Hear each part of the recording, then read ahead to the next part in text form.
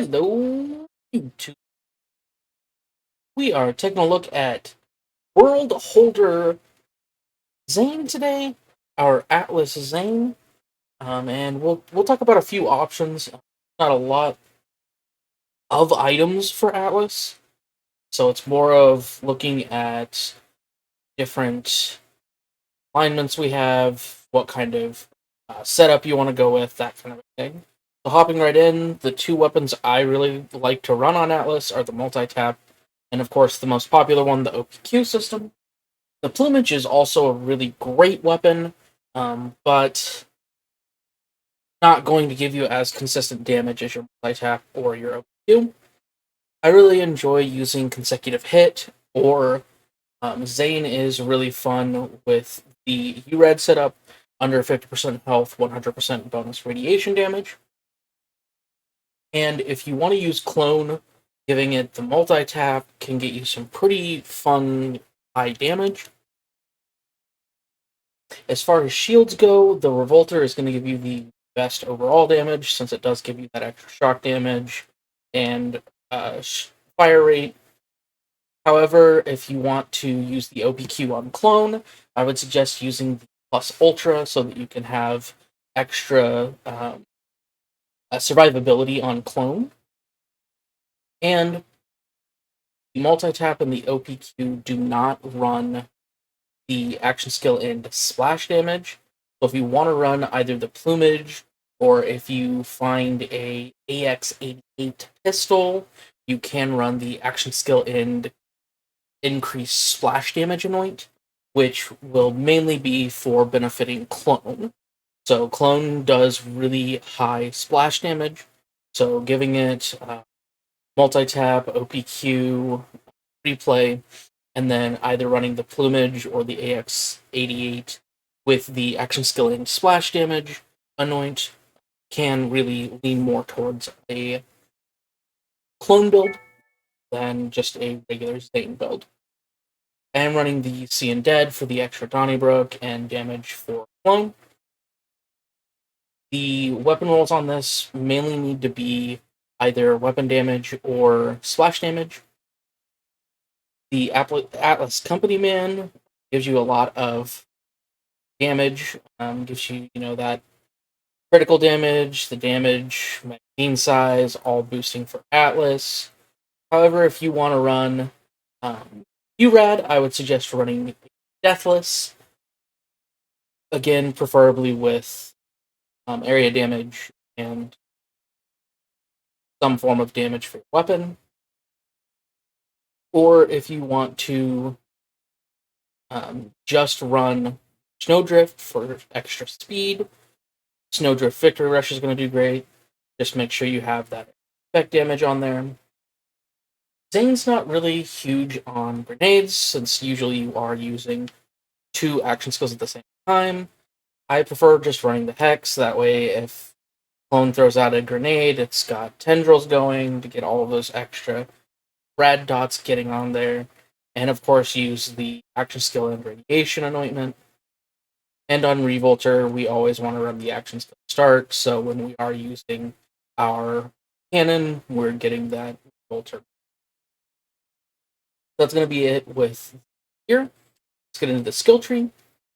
In Red Tree, we're taking 5 in Synchronicity for the extra gun damage, 3 in Remutus for the magazine size, 2 in Borrowed Time to get down the skill tree, but also to increase our duration a little bit for Clone, 5 in Donnybrook for the extra gun damage for Clone, 5 in Duct Tape Mod to get our immunity flash damage, 1 in Old U so that we can sacrifice Clone and fight for your life if you need to, 3 in Supersonic Man for the extra movement speed, 1 in Boom Enhance for the enhancement to Clone, and we pick up Double Barrel so Clone, of course, can get a copy of our weapon.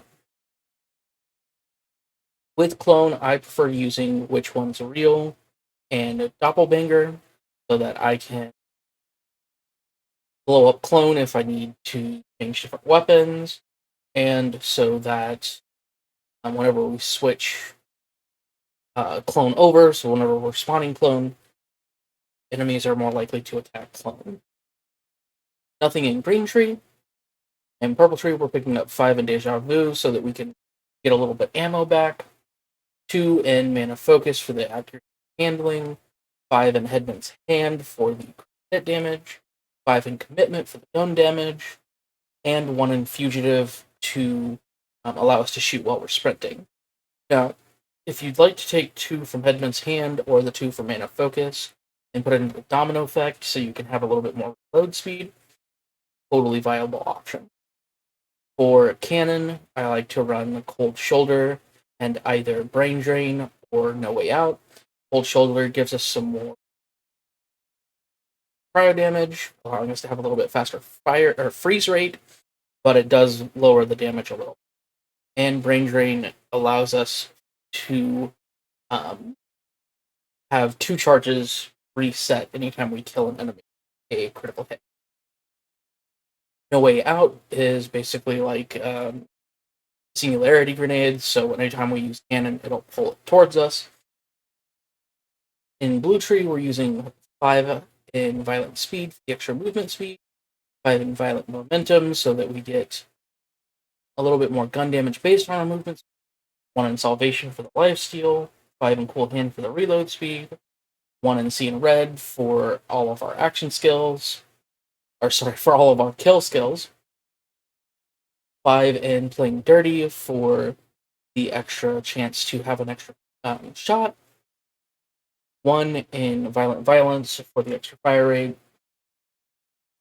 3 in Good Misfortune for the extra skill duration, and of course Death Follows Close for the bonus to our kill stats. As always, I like to point out that I do have all of Guardian rank perks unlocked, so if you don't have Hollow Point, you don't have Groundbreaker, you are going to see a damage, so make sure you pick those up. That, guys, let's go ahead and get into the showcase, and we'll see you on the other side.